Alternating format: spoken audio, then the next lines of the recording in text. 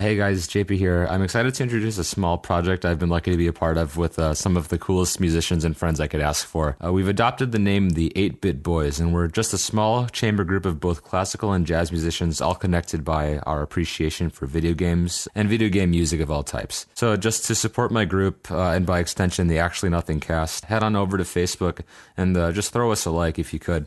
We'll include a link in the episode description. Thanks for your support, and we'll see you next time. Okay, it's on. Hello. Hello. And welcome to episode 12. 12, that's right. Of the Actually Nothing podcast. I literally lost count just now. I'm Aaron. That's JP. I realized that we still haven't done any introductions, but I don't think we really need it. I like the way that you started us off with like a sort of a With pseudo... the Scottish accent. It sounds like a St. Patrick's Day sort of thing. Thank you. Well, the difference between a Scottish accent and an Irish accent is... What is it? The Irish accent is more like... Hoity-toity-toity. It's a little bit higher pitch, you know? Okay, so And wait. Scottish accents, you can just sound kind of pissed off a whole bunch. Get out of me swamp! So are you saying that like Irish people sound like that stereotypical leprechaun? Yeah. Okay. So like... Do you want to drink a Guinness? That's pretty good, actually. You can take away my clothes, but you'll never take away my freedom. That's pretty good, actually. Yeah. Wow, you must have worked on that for like a little bit. Doing the Scottish accent's one of my favorite accents to do. I feel like... So I was watching this video about how to make a Cockney accent. Yeah. I think you would really like it. I'll look it up. There's a few things they do. Yeah, we can link it. It's very specific, though, but when I do the accents, sometimes I can get stuck in them. Really? Because then I just feel like I want to do them the whole time. There was a dude at the School of Music... When I first met him, I met him at a bookstore. Yeah. And he spoke to me with a British accent. And I was like, oh, this guy's from Britain. Like, it's pretty cool.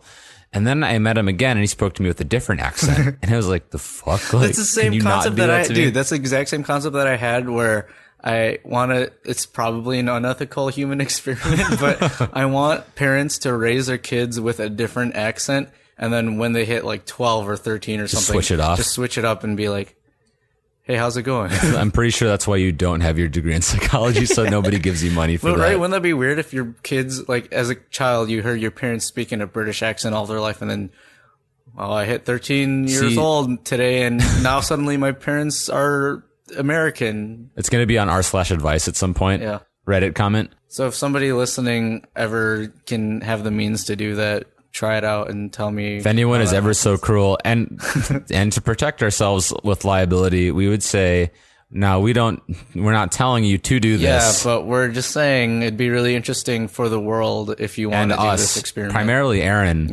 and me, that this would be really cool. It's kind of like a step beyond going to a new school and putting on a new accent every time you go to a new school. It's even easier if you're bilingual and you speak to your child in one language all of their childhood and then suddenly switch up. Man, that'd be really bad. Use like Jamaican English and then speak in like Ebonics. I was going to say like Appalachian English, like really bad Southern. Yeah. I've always wanted to look up like the difference between the Southern draws. Like there's certain, like the Alabama drawl and the Texas drawl are totally different, versus right? Texas? Yeah, that's right. Like there's a very subtle difference to it, but it's totally there. Yeah.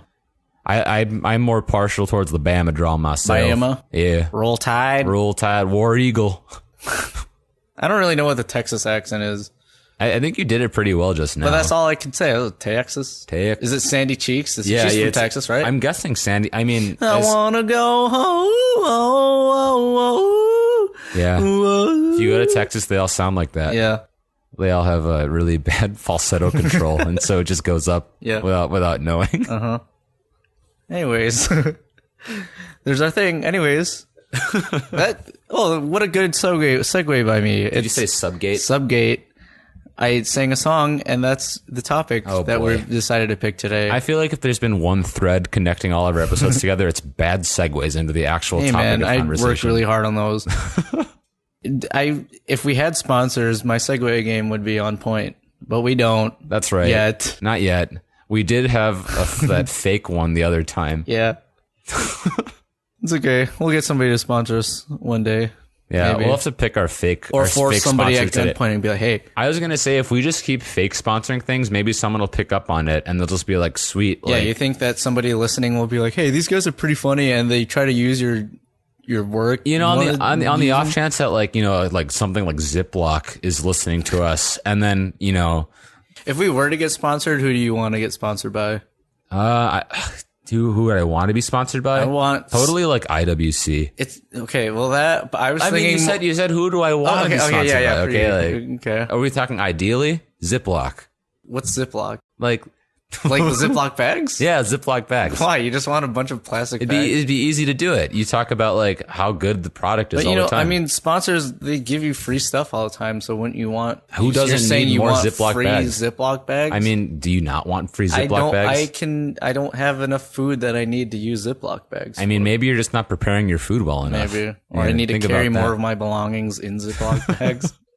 And you need bigger Ziploc bags for your smaller Ziploc bags. Okay, fine. If we can combine your Ziploc bag sponsorship with the sponsor that I want, okay, which is Portillo's Ooh. or any big food chain. No, let's stick with Portillo's because if they were like, yeah, here's free food for a lifetime. I know McDonald's gives like a golden card to celebrities or something. Really? And it's like you get free food for the rest of your life. Although they give that card, from what I've heard, to people who are rich enough where they really don't need it anyways. I mean, do we really even need it? Well, the dollar menu doesn't exist anymore, so yeah. I only ever eat it when I want to get like fries or a Shamrock Shake. Dude, if I had unlimited access to McDonald's at no cost, absolutely, I would eat there every day. Really? Yeah.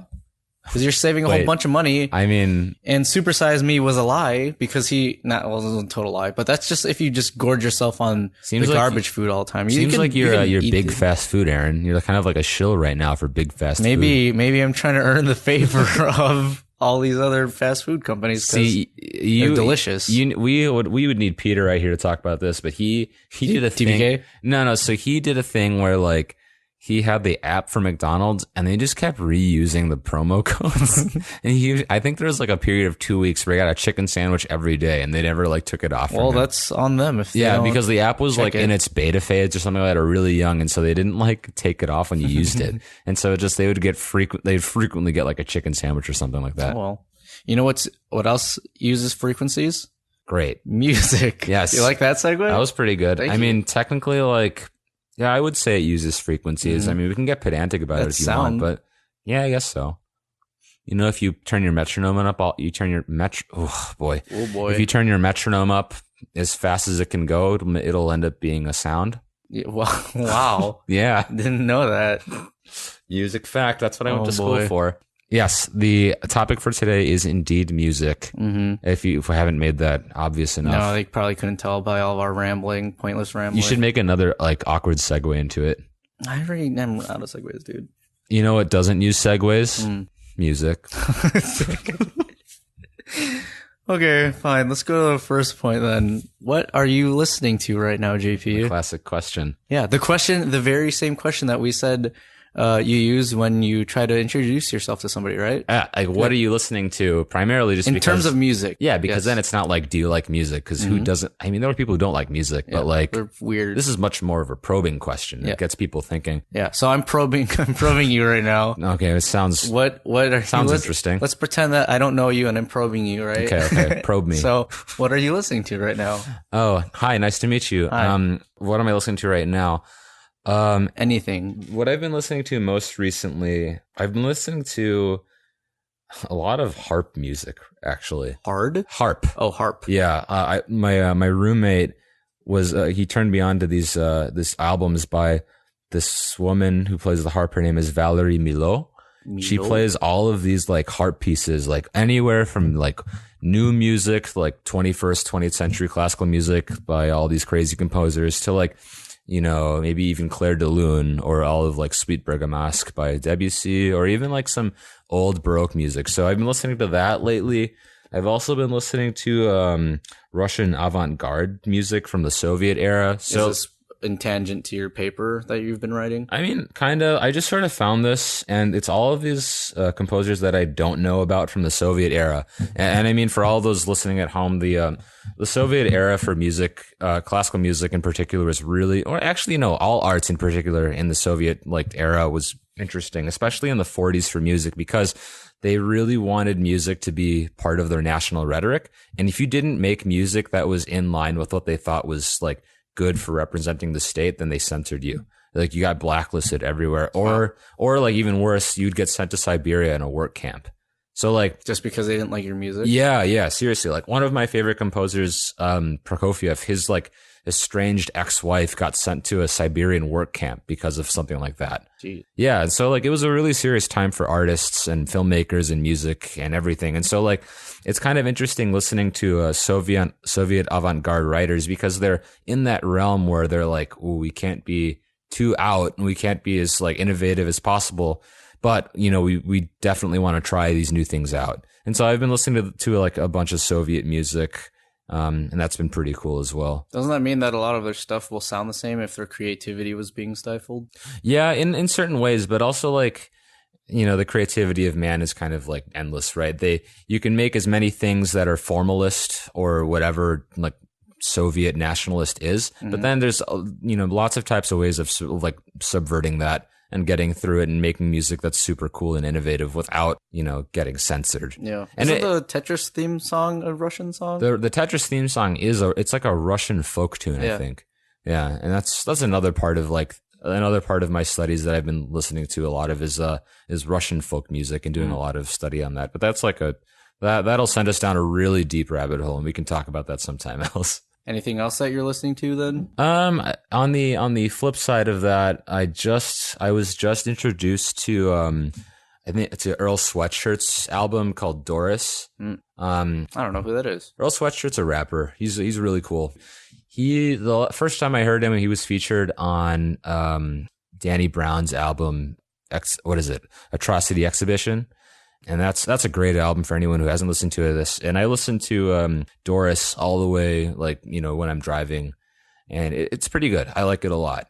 Yeah. So that's what I've listened to in the rap sort of style. I've been listening to a lot of you know, metal more often recently. It's been something that I listen to every once in a while now, just because like it gets a little oppressive if you listen to it every day. Yeah. But so Periphery, the band that I followed since like 2012 or so, 2011. They're coming out with a new album April 5th. And so I've just been like prepping for that by listening to a lot of their music, listening to what they've released so far, and like trying to, you know, get in the mood for it. And so that's been on my mind lately as well. It brings back lots of nostalgia, because like something that I was listening to when I was in high school, something that was like feeding my teen angst for a long time. Are they very angsty? I mean, I think metal can be pretty angsty in general, just because it's got screaming, right? Yeah. It's got a lot of screaming. It's got a lot of really heavy, intense music. And so like it plays into that pretty easily. And that's not to say that all metal music is like angsty, but some, like a lot of the music they've made up until now kind of has these like ambiguous overtones. Like it's got all of these expressive, descripting words that can be fit into like almost anything sometimes. And they've got a few other projects in terms of like how they've structured their albums. Like they did a whole dual album that was a big narrative that was really cool. Ooh, like a story. Yeah. I like albums that do that. Yeah, and so they were working with this concept album for a while, maybe like 6 or 7 years, and they released it as a dual album, and it's really cool. The first album is really light on like a more electronic side, and the second album is like super heavy. And they're called it's called Juggernaut, and the first album is Alpha and the second one's Omega. Juggernaut is such a metal sounding word. Yeah, it's seriously like the metalist like album name you could probably come up with, short of something like really heavy. Are there any metal artists out there or metal bands that have the metal sound but their lyrics are totally like uplifting or anything like that? Oh, dude, yeah, plenty. There's plenty of songs that are like that. The first that comes to mind. Your parents love you. No, you did really well in school. Dude, I mean, like, there's seriously some songs that are like that. Nice. The first band that comes to mind is August Burns Red. They're like primarily a Christian metal band. Oh, and so they have like they don't get preachy with their Christianity, but they definitely have like a positive message. Yeah, some more positive like undertones to their music. The other one that's really obvious is Veil of Maya's got a song called Unbreakable.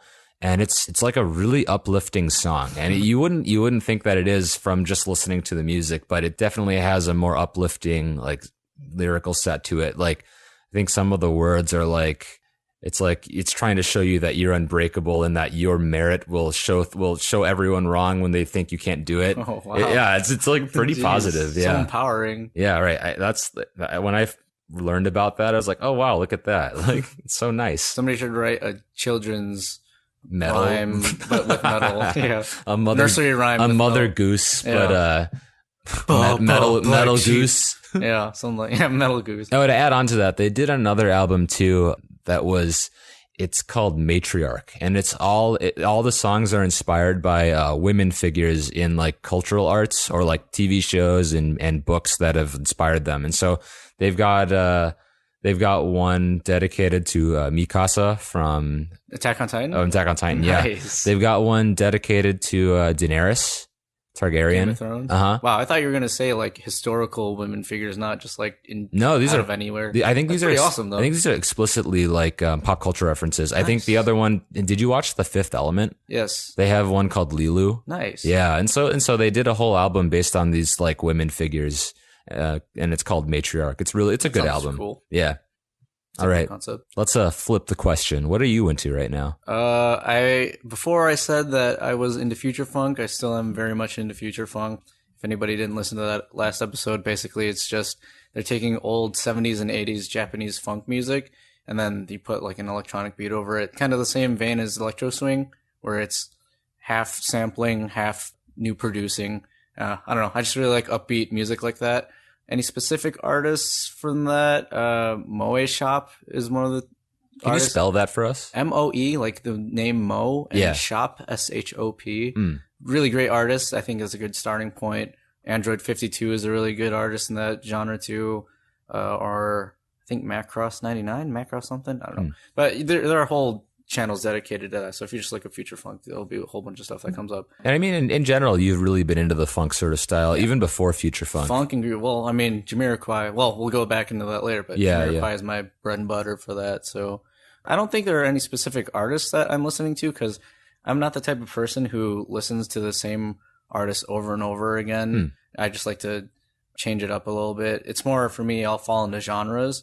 So couple months ago, electro swing was the big genre for me, which it comes back every now and then, but I feel like I've kind of exhausted what's been out there for now. Yeah, and I mean, electro swing is like it's not a new genre. It's been a while. It's been around for maybe like 5-6 years now, right? But I think they come out with music every once in a while, and so like it's cool to keep fresh with it. Yeah. That's the other thing is like if I exhaust one genre, I kind of give it some time before artists start piling up new songs, and I'll go back and check it again.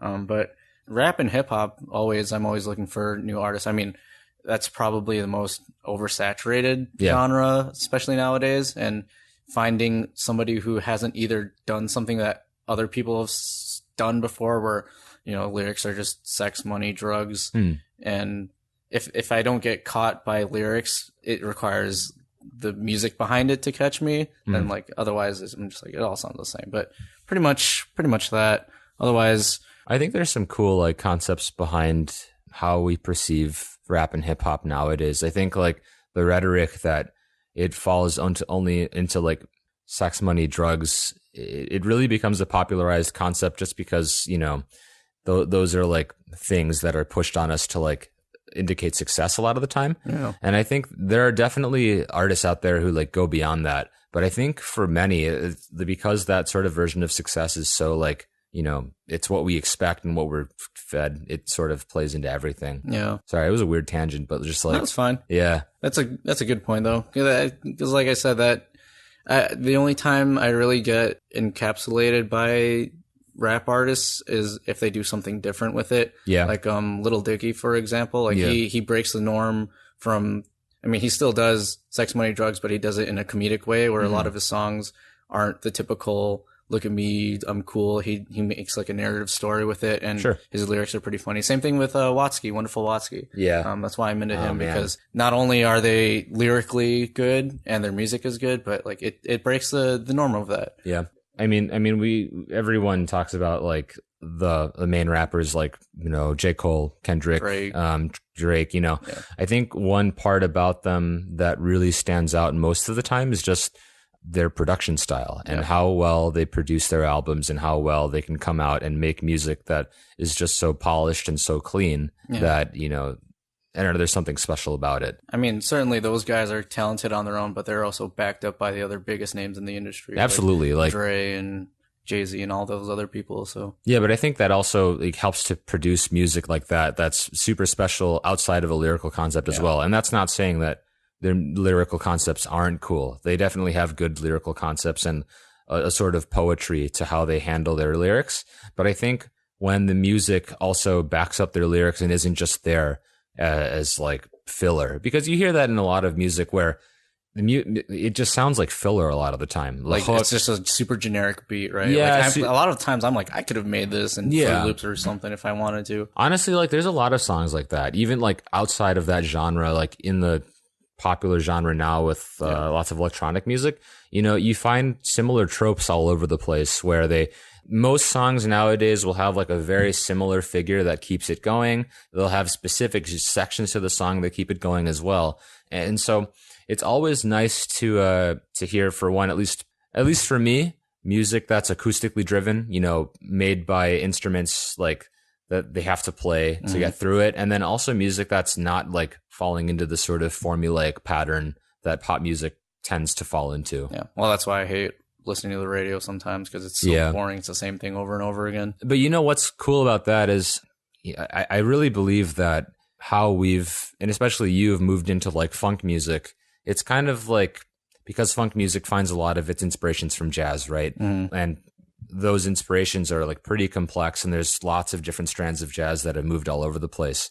And so really, I think funk as a whole genre is like a totally different type of music. It's got different underpinnings and different sort of stylistic preferences, right?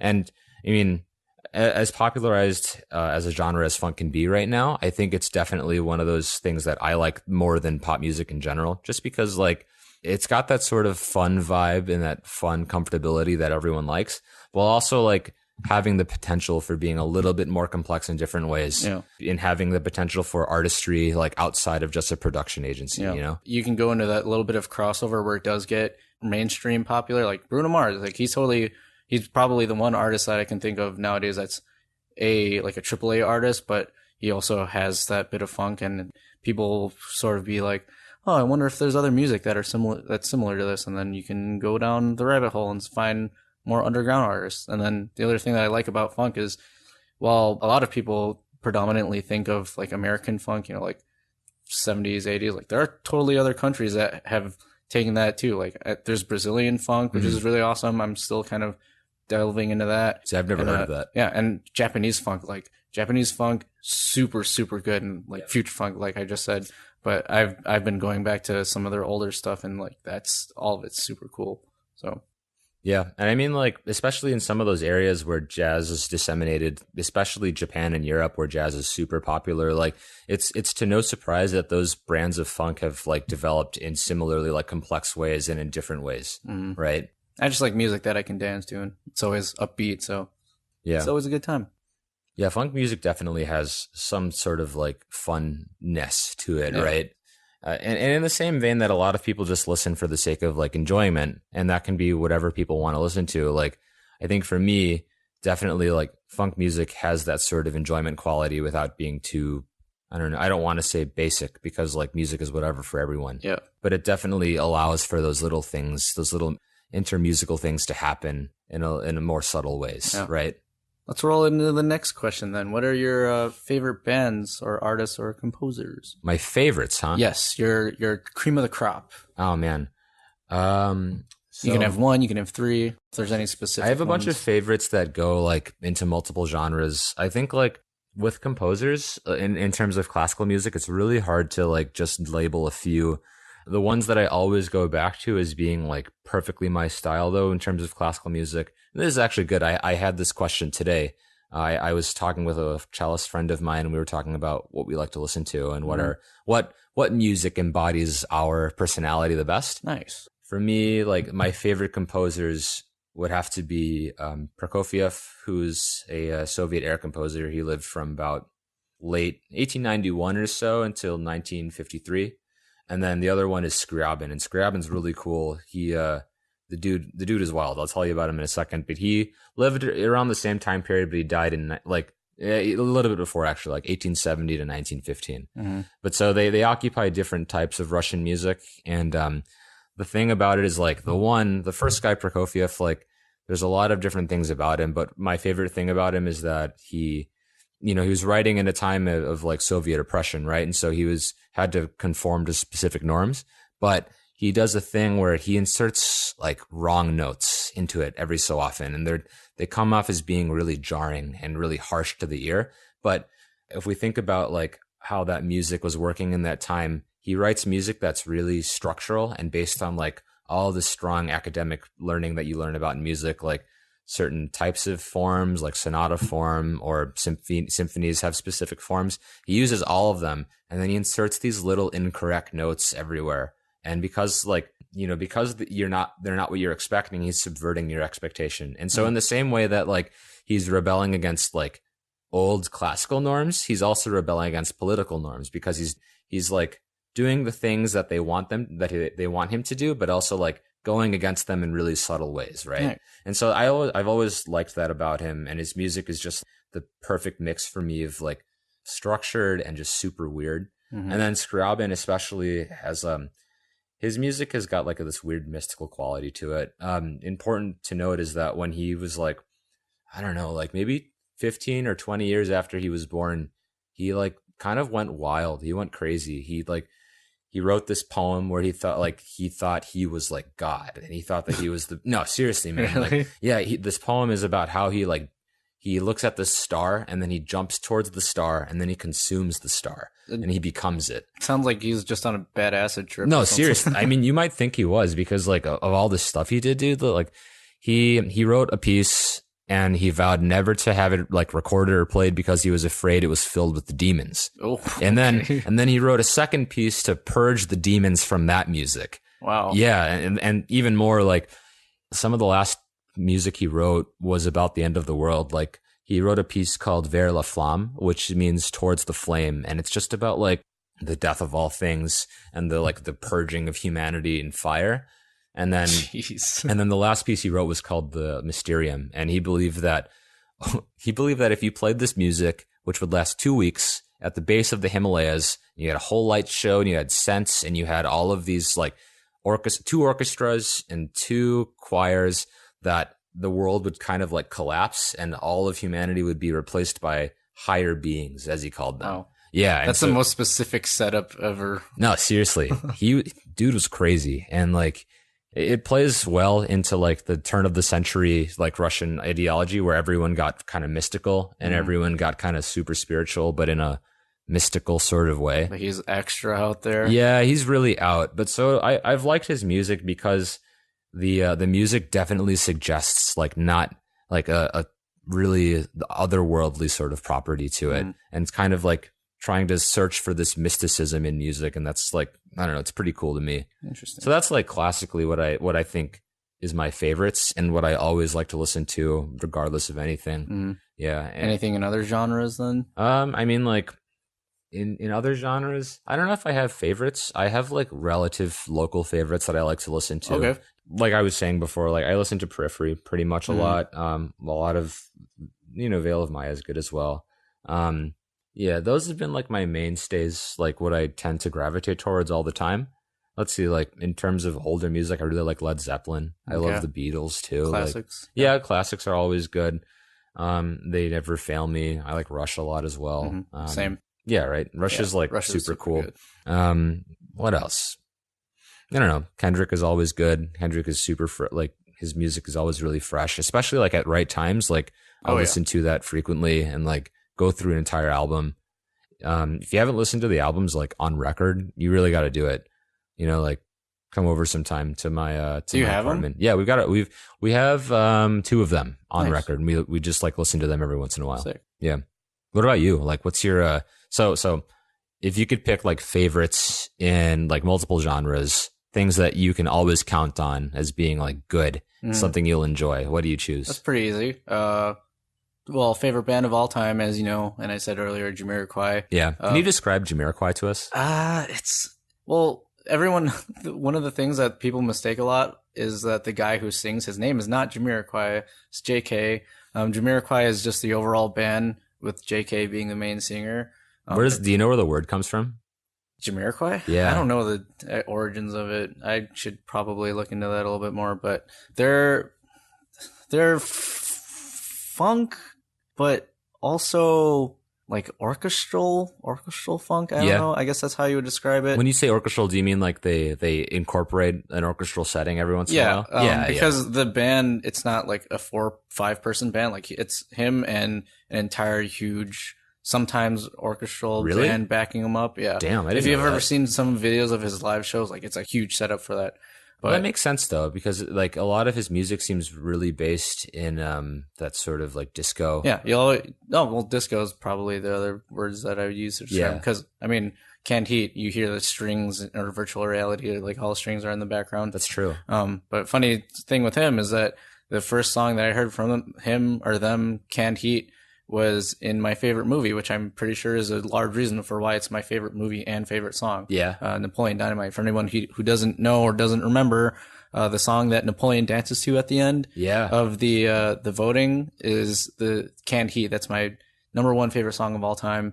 And Napoleon Dynamite is also my favorite movie of all time. So this is actually kind of funny because I took an entirely different inspiration from Napoleon Dynamite as well. The end of the movie, like when he's dancing, when he's dancing and he goes, "I like your sleeves." Yeah. They're the big. slow dancing. Yeah. So when they're dancing to that song, there's a song. It's called "The Promise" by When in Rome. Yeah. And I remember that song so vividly when I first watched it that I like kept it for a long time until I finally was able to figure out what it was. And thus sparked my innate. That's your music. Weird. Yeah, that was the one that I picked up on the most. I don't know why. It must have been like, I mean, it sort of sparked my weird appreciation for like 80s music in particular. I mean, that's the setting of the movie too. So it was a really well picked song for that. I think it was a great setting for that. Yeah. Anyways, what else you got? In terms of electronic music, I listen to like EDM a lot. Yeah. I know that some people will be like, "Oh well, he's mainstream now," but Zed, even though he's gone on the radio now, I don't want to sound like I listened to him before he got popular. Dude, but say it though. I did. I found him on YouTube. I really like his older stuff before he started doing collaborations with other big time artists. Not that I don't like the stuff that's on the radio from him now, but his older stuff is definitely what I lean most towards. On top of electronic, unless you want to be super specific, French house, Daft Punk is also like top 3 for me, just because I couldn't name a single song of theirs that I didn't like. Even with Tom and Guy doing their solo careers, like they're still constantly putting out really good stuff, and they're still together, so they're still putting out other good things. Yeah, how old are those guys, man? They're pretty old. Yeah, because they've been around for a very long time. I remember looking back and just realizing that, oh, that's Daft Punk, and oh, this is like the early 2000s. Yeah. Like they're here. 90s. Yeah. They're still there, but they're still killing it, and all their live shows are super awesome. We should do that as a layer question, like what you would want to see in live as a band. Why don't we do it right now? Okay. What would you want to see as a live thing? Daft Punk for sure. Another band that I really want to see, which also is one of my favorites for, I guess, alternative rock is Rise Against. Oh, Rise Against. Oh, completely forgot about that. My cousin went to one of their live shows, Karen? and she said it was super, super good. Like they're all super awesome. Like they'll always be like, "What do you guys want to hear?" And then they'll just play it. That's awesome, dude. Yeah, that's super cool. They're pretty old too. They've been around for a very long time. But Rise Against, I've always been a huge fan of them. So you're gonna judge me, and everyone who's listening to this is gonna judge me. But today I was in the car and we were listening to The Killers, and I was just like, "Fine." I was like, Killers. Let me put some. I was just thinking about this, just like thinking about like listening to some of their songs like in a setting where everyone knows all the music, like that'd be wild. Yeah. I think just the sheer amount of like people behind you knowing all the words and singing all this, like, I mean, they do a really good job of making like anthem songs, so like songs that are like earworms, and they get in your head. That's a good word to use. Yeah, earworms. Like seriously, they get in there and they get stuck in there for a long time until you listen to it. I would totally go to one of their shows. I think it'd be super cool. Have you heard their most recent album? No, I haven't. The Man, the one song that I like really from that album was The Man. So you can. I'll check it out. Look that one out later. Everyone check out The Man. We can talk about it.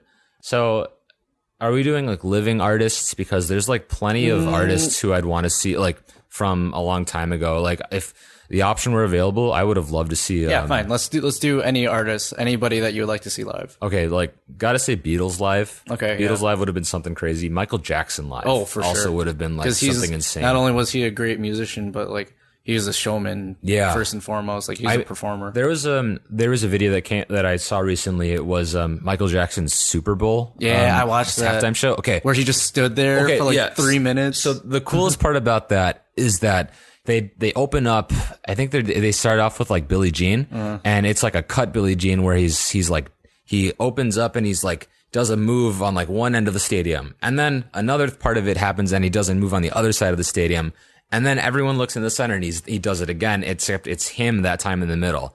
And then what ensues after that is like 3 or 5 minutes of just him looking. Yeah. He just stares. And that's just people like, are going wild. Yeah, people are going fucking crazy. And he's just standing there and like standing completely still, having this like power stance. I mean, like, imagine the balls you gotta have as like a performer to just like be on one of the biggest stages of like, for musicians, like, and especially pop musicians, and just have the audacity to stand there and look at everyone. Yeah, and have it work too. Yeah, like, dude, like that's when you know, like, you have the world in your hands. Yeah, and I mean, I just remember watching that, and then watching all the things that came after that, and it's just kind of like, this is how it should have happened. Yeah. Like, this is peak Super Bowl performance, right? And I mean, especially when it's fresh, that the Adam Levine. Travis Scott, Sicko Mode, not Victory. Like, yeah, what a scam. Yeah, I think when that's fresh in everyone's minds, like seeing Michael Jackson just do that to everyone, like it makes you sort of wistful for that time. Yeah, so you can see that. I'd say the same thing about Prince, man. I'd love to see Prince live. I've read a lot of anecdotal stories of other artists saying that Prince was a prodigy. Like he was. I think so, dude. I don't remember if I'm misremembering this, but I think I saw a comment once on Reddit. Of course, Reddit comment of the week. Reddit comment. That, I think somebody asked Jimi Hendrix or something in an interview that was like, what's it feel like to be the best guitarist in the world? And he's like, I don't know. I'm not Prince. Ask him. Whoa. That's wild. With the Michael Jackson Super Bowl video or act, I also read a comment that people said that Michael Jackson's, like the producers for that show, were really pissed off because he did that silence was not planned for. And of course, if you're like the soundstage people who have to run a show for a set amount of time, you start panicking. But I mean, when you're Michael Jackson, like it doesn't that's matter. Like the most musician, like, you know, hard ass thing you could do. It's like, it's so ballsy to do that. I think like other artists I would have loved to see live.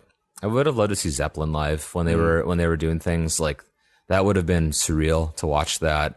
There are like plenty of bands that are really good live, you know, like plenty of bands that you don't need to like all of their music to appreciate a really good concert, right?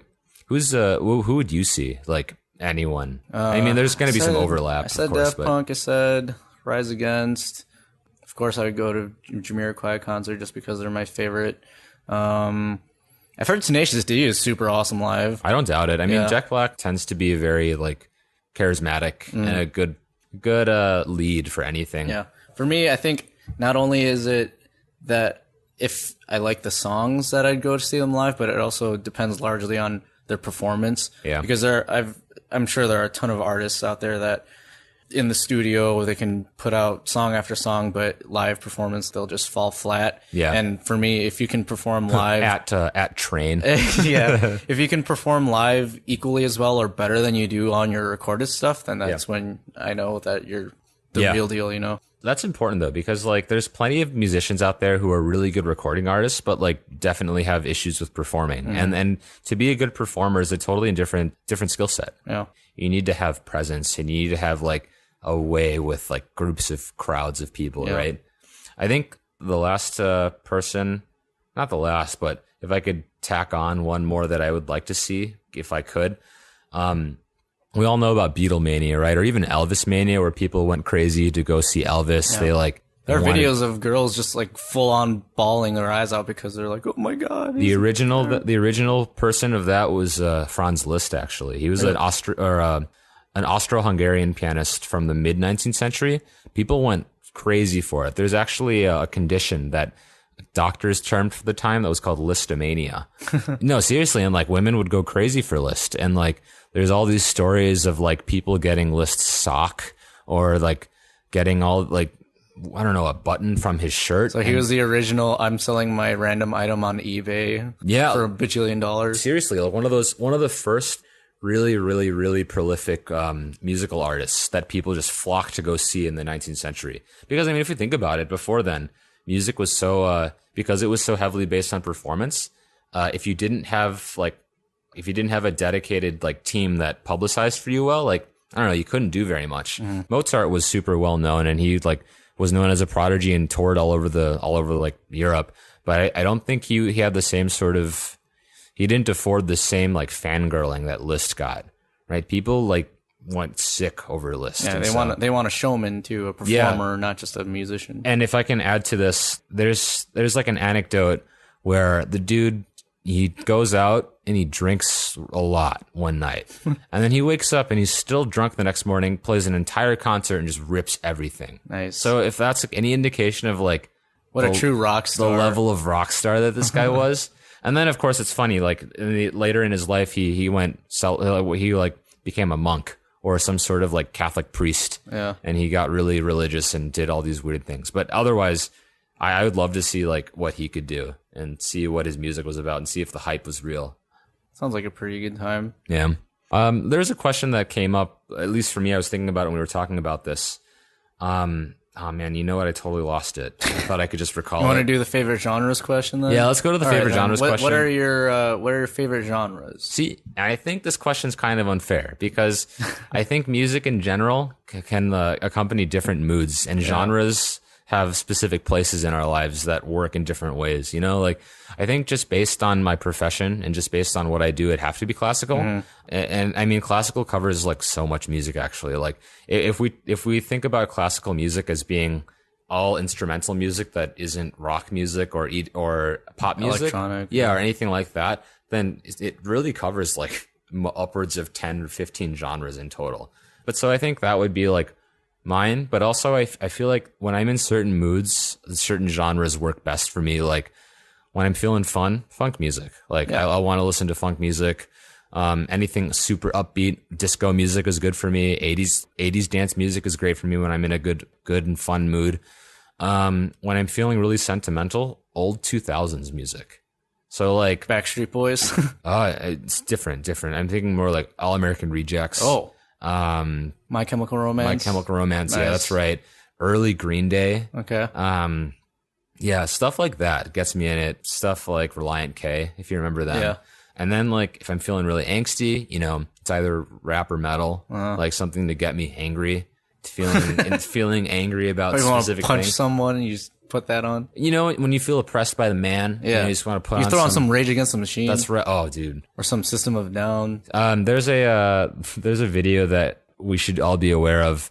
Eddie Curry, you know that guy. Mm-mm. Eddie Curry's a rapper. He was known because there's that one Vine where it's got that it's like a Pomeranian in a piece of bread, and with its face in a piece of bread? Yeah, and like there's a rap song that goes underneath it. Okay. He's the famous, like he sings that song, but he does a modern rendition of I think it's Bulls on Parade. Oh, okay. And it's really rad. I really appreciate it. It's like really close to the original, I think, in the same I guess feeling that they were trying to give. And so that's cool. Yeah, and so I think that's really cool. And then I don't know, like I'm not against anything really. There's certain music that I don't like in general, but I won't discount it. I think I definitely, when I drive especially, I like old music. Dad rock is always good for long drives. Oh wait, I'd like to amend another thing. I think I have to add this to my list of bands that I really like and I think are some of the best of all time. Queen. Oh yeah, for sure. Yeah, I mean, they just totally had a movie about Queen. Yeah, I mean Queen. I've had this conversation so many times, but I think Queen is just one of the most special bands of all times. Like the band that could reach out and do all of these different genres and then marry them into like single albums that all have threads that go through them. Yeah, I don't know. There's something super special about that. Plus, Freddie Mercury was also a hell of a performer. Dude, too, he was something else. I think he was like definitely some type of genius, you know, to be able to do all those things, make all that music. I mean, let's not take away from the rest of them too. Like Brian May. Yeah. Brian May was like, he was the head of, I think, engineering for Cambridge for some span of years, like 5 or 6 years or something like that. Yeah. The dude's really smart. He'd made all of his, he like built a guitar and played that. That's what he used as his go-to. I think so. Too. Like, and he did all of his pickups. He did all the engineering work for his guitars and all the sounds. And so, like, that's pretty cool. And so, I mean, like, that band was just a group of really special guys and like dudes who knew how to write music and dudes who were okay with like doing whatever they wanted. Yeah. Anyways, also want to see them live. But yeah, so like I listen to like whole albums of like old dad rock or, you know, really like the Beatles when I drive. Yeah.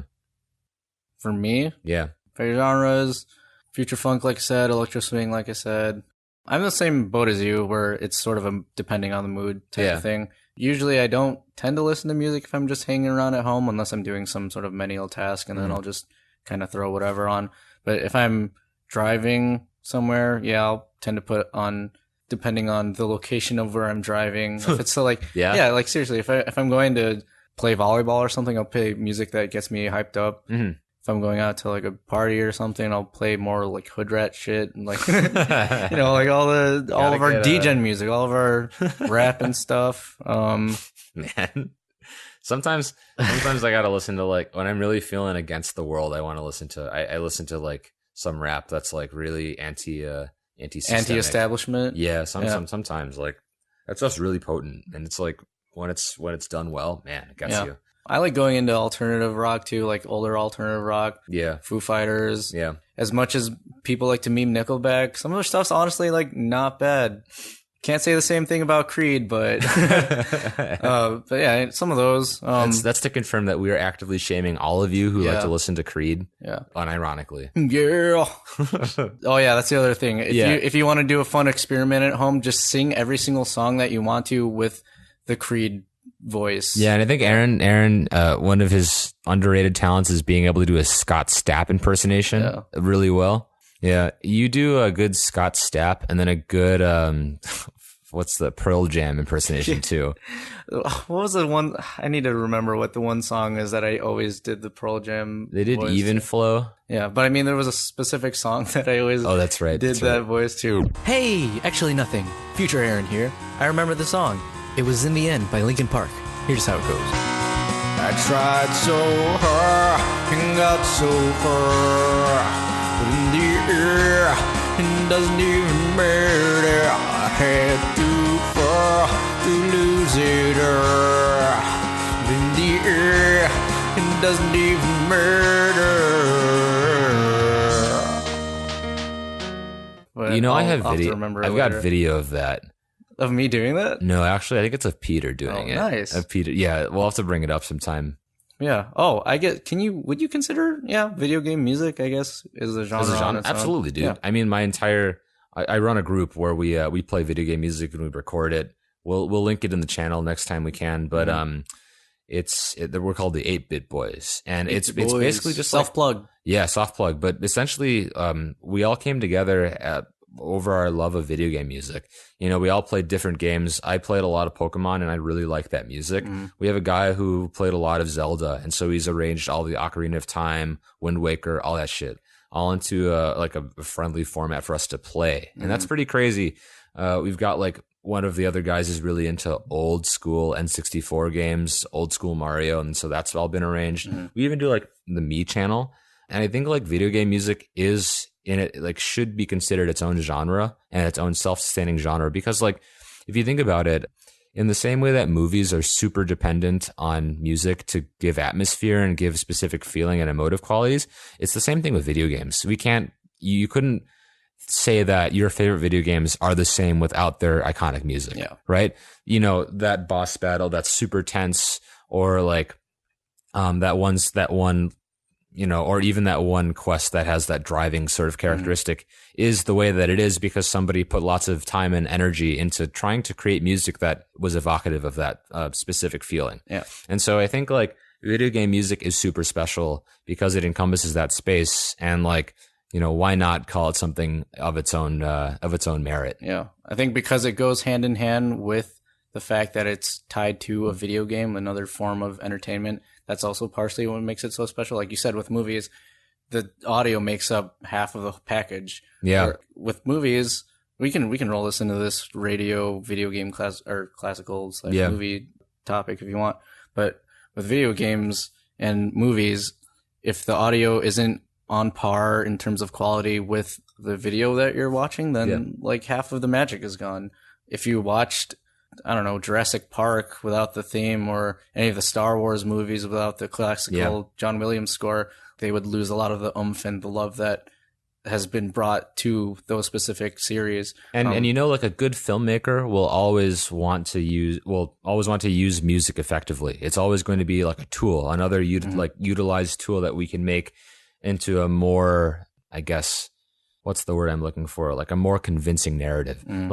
So my favorite example of this is I went to see 2001: A Space Odyssey, the Kubrick film. I saw it on the 75th anniversary re-release.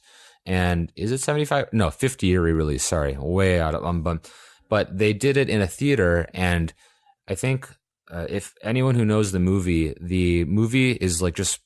They had an original score written by a composer, and then Kubrick was like, scrap this. We're just going to use like classics. And so they used like a lot of classical music classics. They used like By the Blue Danube by Johann Strauss. They used a lot of Richard Strauss, and they used György Ligeti, who was a modern composer during the time. Really modern, actually. He was composing at the time. And so what I didn't realize watching the movie at home for the first time was how important the music really played into that whole thing. And actually, what it was even more influential is how the absence of music really played into our conceptions of the suspense. You know, like and when you're in the theater listening to like a bigger sound system, and mind you, the theater I was in, like the sound system kind of sucked ass, but like it was still big enough to have this sort of oppressive quality over us. When you get into those situations where the sound system is capable of showing off what the, you know, director really wanted, it really makes a huge difference. For instance, the first like 3 minutes of 2001, it's just a black screen, and this music comes in by Ligeti, and all it is it's a bunch of instruments playing notes that progressively get louder, and it's not meant to sound really pretty. It's supposed to sound like a big massive sound, and so you're watching this black screen for like 3 minutes. And then you just get this wall of sound, and eventually it just becomes so like in your ear and so oppressive that it's jarring. And that's like something that you don't get by just watching it on your computer at home, you know? And so that really just, for me, points to the importance of sound, how sound works, the lack of sound, and how it really plays into our feelings and sentiments during a movie. Yeah, because without it, a lot of the visual aspect loses the same impact. If you watch a horror movie without the high strings or any of the anxiety buildup that those specific scores put, then the visual scare is probably not as bad. Yeah, and how iconic is music in horror movies? Like we all know about Psycho and the screeching violins from when the woman gets stabbed in the bathtub, or Jaws. Spoilers. when the shark is on its way up. Oh my god, dude! Like absolutely. Yeah. Have you seen Jaws? The original one? Yeah, dude. So, man, I remember I watched it last summer. And Jaws especially was so interesting for me because, you know, it's impossible to go into Jaws without really knowing what happens, right? We all know what Jaws is about. And scary shark eats lots of people on the beach. Exactly. Like that thing is like the big part of the narrative. But what I didn't realize was that when I watched it, how much the music would really play into it. It was super interesting because if you remember right in the beginning, it's like slow, like lighting on the water, and they just play that super low theme.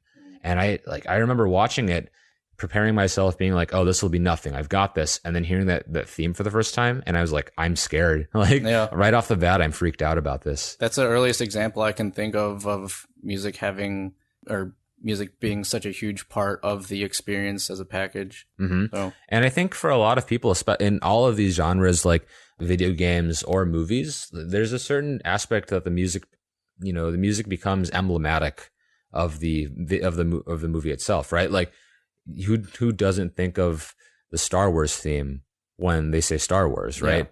It's just, almost as important as the movie, if not more important than the movie. Or like even Jaws, when people say Jaws, probably the first connotation they get is the theme. Exactly that. Or if I said Super Mario, I guarantee you 90% of the people, right? That's exactly right. And so, music really plays a heavy influential part in how we consume entertainment, right?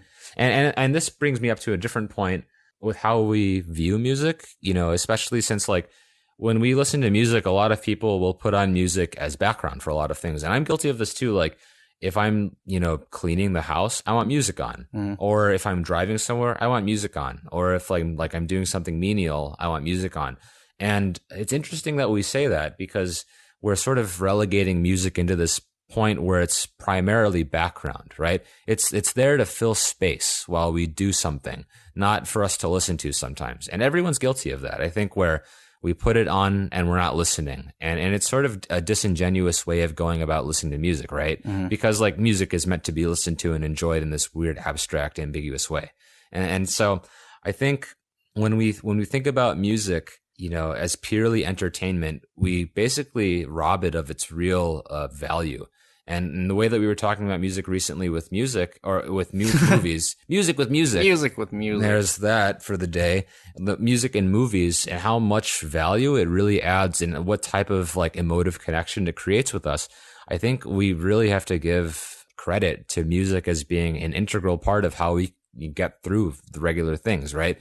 And the way that we connect music with emotive qualities in our lives and specific things. I think that's such an underrated part of music.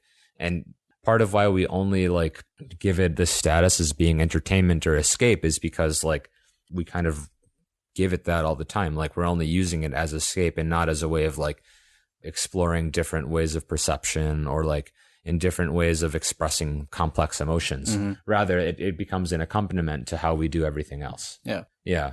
And, that's not wrong. Nothing is ever wrong in how we use music.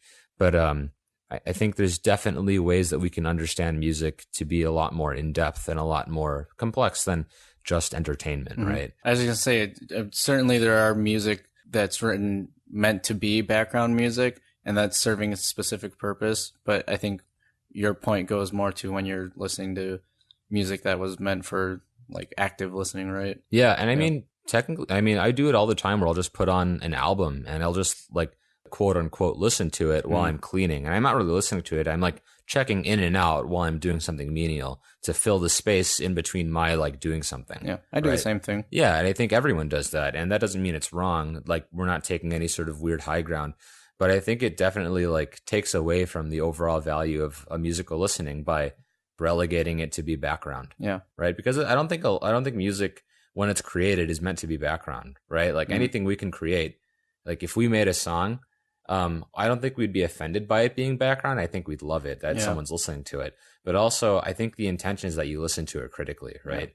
And that's a point that's really interesting when we think about how music gets used, because like music in a lot of senses is accompaniment to things that are happening. And this goes even to that other point where even music written as background music, there's a difference in the quality based on whether it's written expressly to evoke what's happening or to accentuate what's happening in the scene, or whether it's just filler, right? Filler music versus like especially written music is totally different, right? Yeah. And so I think there's just like a way that we should appreciate music on a different level sometimes, or even like use it in different sorts of ways. For the video game example, take the difference between the main theme of a game, like Legend of Zelda's main theme, versus the background music that are used for the different levels. To the artists and composers' credit, all of whom are incredibly talented to be able to evoke a certain feeling depending on what level you're in. For example, all the underwater levels. Usually they invoke a sort of floaty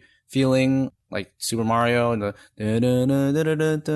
right. Like it feels like you're swimming, right? Yeah. Or if you go to other video games, I don't know, let's say they have like a desert level. A lot of it sounds sort of Middle Eastern, very, very specific to that sort of area that you would find in real life, because a lot of the times they take inspiration for those background musics from the actual real life applications of where the music comes from or its origins. And you're right that the music is meant to evoke a certain feeling or put you in a certain place of mind where it is much more in tune with what's going on in front of you visually. And then that's when the whole package comes together and is really the complete product that you're supposed to be experiencing. And yeah, I always just like to bring up that point, because even though a lot of, like we said, background music, literally background music that's supposed to be in the background of these certain settings, while that is there, I'm the kind of person who will go and listen to entire OSTs or original soundtracks of video games just because I'll go back and I'll think, I didn't really pay that much attention to this song while I was playing the game. I kind of want to get a different appreciation for it by listening to it by itself. And a lot of the times those scores and songs that have been going in the background are excellent. They're super good. I mean, Kokiri Forest and Legend of Zelda. Oh man. Get me started on everybody loves that. Yeah. And a lot of the times, like the first playthroughs that I did, especially as a kid, because your attention is drawn to the visual aspect of the game. But once you can kind of get to the other side of that with the music, like all that stuff is super great. And I think when people think of movies and games, they think of the production behind the visual production, like what's going on in front of you. Even Avengers, like all the CGI and action and choreography that's going on the screen is great. But that theme song, when you hear it, yeah, and all the work that's been put into making that specific song work for that setting, like it's just pretty mind blowing just to know that, or just to see how well those composers made that specific theme. And you're like, somehow they got it to stick in your brain, and yeah, they're just incredible. And I think to another point, it really plays into how we view all aspects of, expressive creation. So like when we're watching a movie, like every little part of the movie is important, from down to the musical selections to the, like what you see on the screen, how they're paired together, what the parts of the scene look like. And I think in a musical way that's a bit more applicable for us and for anyone listening, it's really about when you're listening to your favorite songs or your favorite brands or your favorite artists, like what decisions do they make that, are accentuated by the music? Predominantly lyricism. How does the music help the lyrics? And I think that's such an underrated quality in some musical settings nowadays, and something that I really appreciate about a lot of rap artists is that when they write, a lot of it is just poetic, and their music seeks to reflect the poetry in the music. And I guess like what I would leave this topic with is like a sort of challenge to like, try and when you're listening to music nowadays, like, maybe take a second and listen, like, even for like 10 seconds critically, what's happening in the music, like how, like challenge yourself to figure out how well you know this part. Maybe like find a connection between like what's happening in the lyrics and what's happening in the music, and maybe see if you can draw like an emotive connection between them. Or even if you're watching a movie, if something crazy is happening, like check to see what the music's doing. See how cluttered the scene is, and if they're trying to make you feel anxious about all these things happening at one time. There's all these little parts about it, but that's what I would leave this part of the conversation about with, is like definitely see if we can be a little more critical about our consuming of this expression. You can even try it in the reverse. Try listening to the music and see if you can picture the specific scene or feeling that music is trying to put. Because guarantee you, a lot of the scores and video game soundtracks that are out there, if you listen to them for just a little bit, you'll be like, yeah, this is a water level, or yeah, this is supposed to be a horror scene. Yeah, absolutely. That's like definitely something that's super pertinent and like will work. Anyone who plays Undertale will just know exactly how that works well, because of how well the score is. Toby Fox is a great composer. Yeah. Also, we're running into an hour right now. You want to do this as a two-parter for double episode? I think so. I think this is a really good I mean, this is just a huge topic for both of us, since music is just a huge part of our lives. I think so. And I think it really deserves to be like, we shouldn't cut it short because of time constraints, right? Because I'm having fun with this conversation. Yeah. So. I think this is a good one. This would have rolled in even longer if Dan and Peter were here. Oh my God. Yeah. That would have been something else. We'll have to do like a separate Dan and Peter music. We'll touch up on it again. Yeah. I mean, one thing that I appreciate about this group, a lot is that we're all like really musically inclined without having to be like explicit musicians, right? And like we all have such diverse interests in music, and we all like to come together and we all appreciate them together. And that's like super cool, I think. And I think our appreciation of music together sort of creates great bond in a lot of situations. I mean, one of the first things that we always do whenever we hang out is like, check out this new song. That's right. Or that's like, right. how many times have I sent you videos on YouTube of channels that explore music? So seriously. Yeah. I mean, like for, just a little bit of insight into our process, like a lot of times, like we'll start hanging out at a certain time and we won't get started for like a while, maybe a couple hours, just because we're like sitting on YouTube looking at new music or listening to these songs that we've just figured out, from like spanning as many genres as we can think of, you know? And so I guess like the appreciation of music is like it's not like lacking in this group and in this podcast, Forgot to say bye. Goodbye.